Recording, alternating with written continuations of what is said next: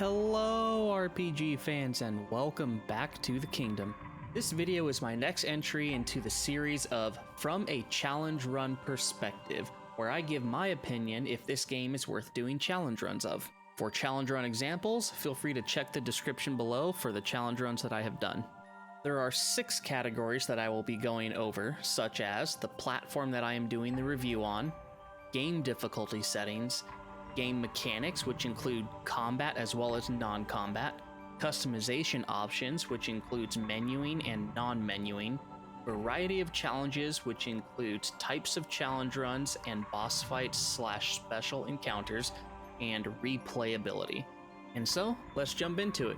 Reviewing .hack GU Volume 1 Rebirth from a challenge runner's perspective.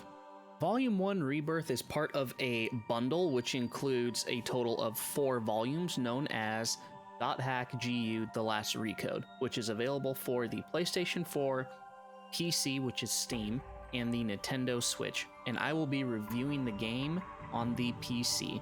However, the first 3 volumes originally came out on the PlayStation 2, and the 4th volume is more of a DLC anyway. I'm very happy to tell you that in this review there are no differences between the release on this game for different platforms. Everything is the same. There's no additional effects or bonuses that you can receive on another system that you can't receive on PC. There's no additional options. It is standard across the board, and it is a straight remaster from the PlayStation 2 era. And so, on the platform review, this gets +1 point. The second category that I'm reviewing is the game's difficulty options. The only options that are available is when you click on new game, there is normal mode and cheat mode. Now from a challenge run perspective, we of course don't care about cheat mode, and normal mode is, well, just normal. So there is no hard difficulty, there's nothing higher than normal mode, so this is pretty cut and dry and straightforward. For our game difficulty options, it does not get a point from me. Up next is game mechanics, which is divided into combat and non-combat. So starting off with the combat, it's not actually too bad. You do get different weapon types that you can unlock through progressing through the storyline through the series, while in the first game you only unlock one additional weapon. You can go from your twin blades over to the broadsword, which is the big 2-handed sword. You can also use physical attacks, you can use magical attacks, you have AI party members, and you have healing abilities plus items that you can use and or learn. And it does give a pretty nice sense of if you want to try and challenge run by either using all of those or using none of them. I don't want to spoil anything in case you haven't seen the challenge run that I've done of this game, so let's go ahead and move on to the next category, the non-combat. So when looking at the map in town, there's a plethora of icons. There's a item shop, there's a side quest shop, there's a weapon shop, magic shop, there's an alchemy shop located in the guild hall where you can enhance your weapons, you can enhance your armor. There's a plethora of shops to make your experience easier or harder if you decide not to use them. And on top of that, you do have the ability to trade with other NPCs that are running around, which is what I did for my gear upgrades. Now, you don't have to trade with NPCs. That could be another rule that you have to where you can't do. But as far as non-combat situations go, I think that I would have to give this category a +1. And while I was hyping up the combat category, I'm actually going to have to take away the point for combat. The reason being is everything that I discuss with all the skills of what you can use and not use, all of that is negated depending on what level you are compared to the mobs. If you are a higher level than them, it doesn't matter if you have your level 1 weapons or level 1 armor equipped. You are going to do more damage to them than they will do to you. It's just that simple. Your level determines so much in this game, it's actually ridiculous. And so the overall game mechanics category only gets 1 of the 2 points. Following the path onto our next category, it is going to be broken up into 2 parts, and this is customization options. First, we will go over the menuing options. So we open up our menu and we are greeted with an items option. The items option allows us to, of course, use items. And in this game, there are permanent stat increase items that we can use, but I don't think I used a single one of them on this playthrough. And we also have scrolls to where we can learn certain skills on any one of our characters, such as healing, which I had Haseo do because Haseo didn't do any damage other than mandatory battles. But that's a little bit besides the point. Next up are skills. Skills, just like I mentioned, we can learn throughout the game if we choose. Attack spells, so magic spells, and then arts. This also depends on what kind of weapons we have unlocked, and we can equip different arts. Then we have equipment, where we can choose what to equip, and we can also choose essentially enhancements or gem slots, as most of you would probably refer to them as, for additional benefits. And again, all of these are kind of pointless if you are higher level than the mob. Skill triggers, also known as Rengeki in this game. If you don't want to hear the word Rengeki 200 times in a dungeon, great, neither do I. So just don't use it, and we don't have to use any of these skills. There's awakenings that we can perform in combat, such as Beast Awakening, which of course increases everyone's attack damage, and then Demon Awakening, which is magical attack damage. We didn't use any of these unless the situation was mandatory, so that is an option if you want to turn those off. There are some AI options that you can use for your party to determine how they fight in combat. So once more, these can be toggled depending on the kind of challenge that you are doing. It doesn't really matter too much what these are, because once again, everything's negated if you are higher level.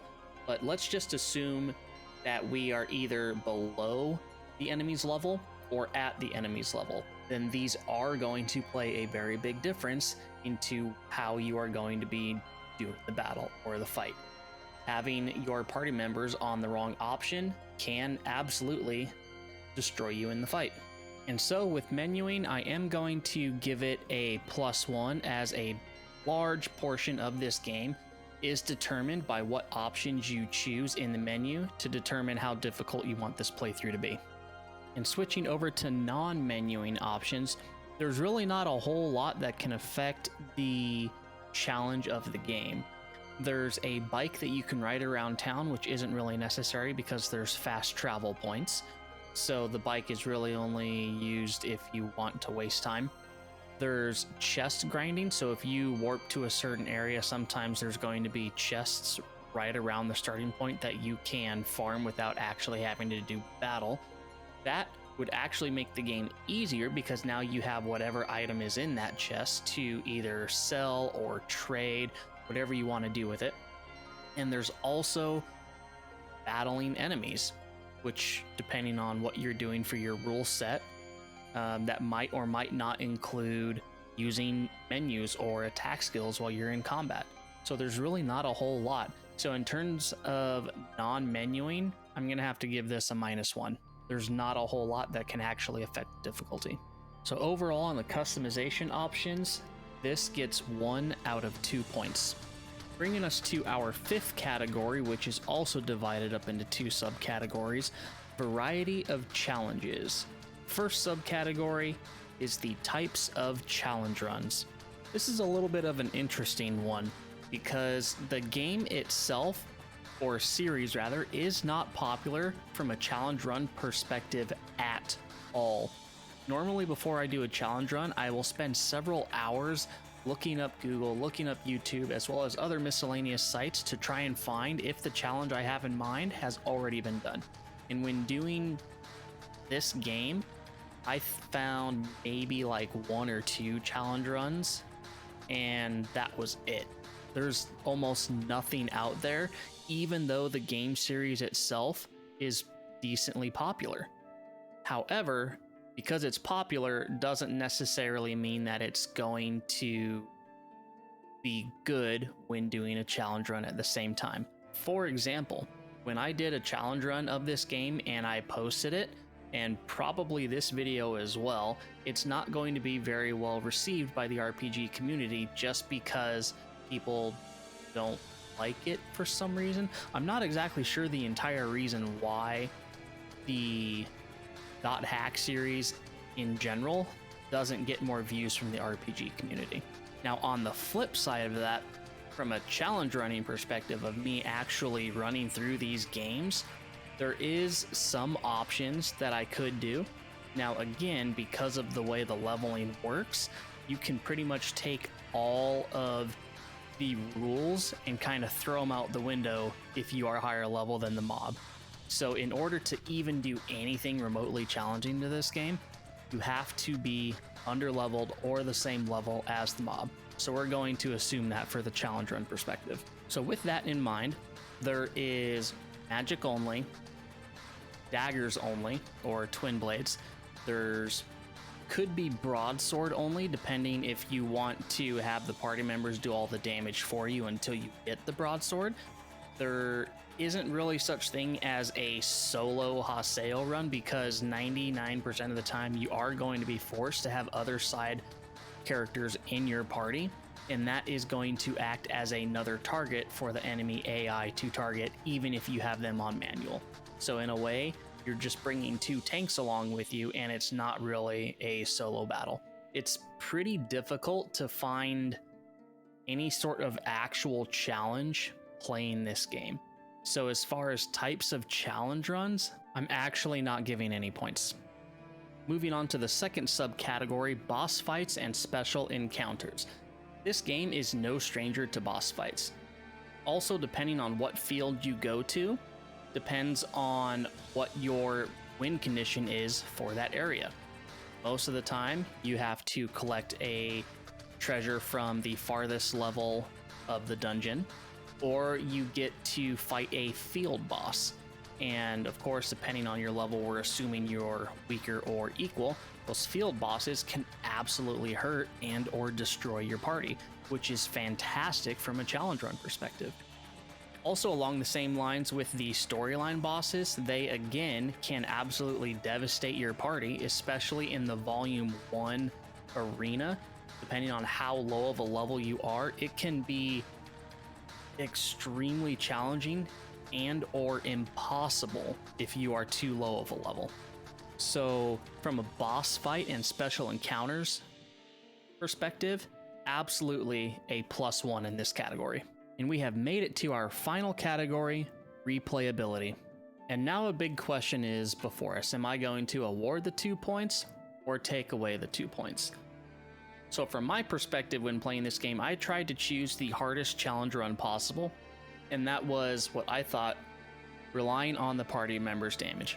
What this is going to do is rely on the AI, and the AI is not going to focus on one single target unless I get really lucky.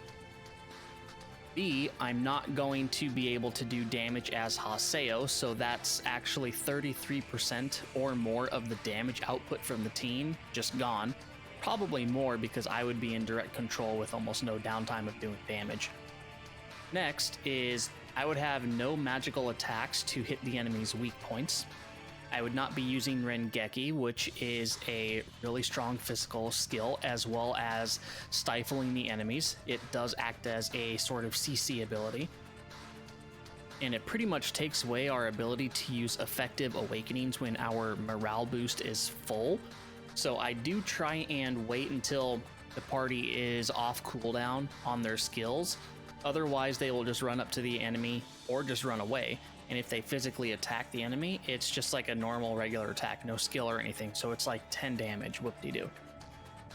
Doing a solo run doesn't really make sense for the reasons I mentioned earlier. With having the party members on either free will or rage, I felt like was the best challenge, where Haseo is the healer.